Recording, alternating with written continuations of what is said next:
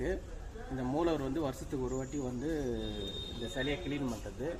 இது சிலை வந்து பச்சரிசி மாவு 1 கிலோ, கடல மாவு 1.5 கிலோ, தயிர் புளிக்க வச்ச தயிர் ஒரு 1.5 கிலோ, அது 1 வாரம் புளிக்க வைக்கணும். சரிங்க. பன்னீர் இதெல்லாம் 3 கலந்து நல்லா தண்ணியாக குழச்சி அப்ளை பண்ணிடணும். அப்ளை பண்ண பிறகு ஒரு நாள் ஃபுல்லாக அது காயணும். சரிங்க. காய்ஞ்ச பிறகு மறுநாள் வந்து நம்ம எடுக்கிறது வந்து இந்த வேப்பங்குச்சி வெட்டி குச்சியில் வந்து இதெல்லாம் சுரண்டி எடுக்கணும். சரிங்க. முகம்லாம் அந்த புருவெல்லாம் எல்லாமே மொத்தியாக இருக்கும். இது க்ளீனாக சுரண்டி எடுத்தோம்னா அந்த முகம் அந்த கை கால் வரலாம் க்ளீனாக இருக்கும். வருஷத்துக்கு ஒரு வாட்டி நாங்கள் பண்ணுறது. நன்றிங்க, நன்றிங்க, சிறப்பு.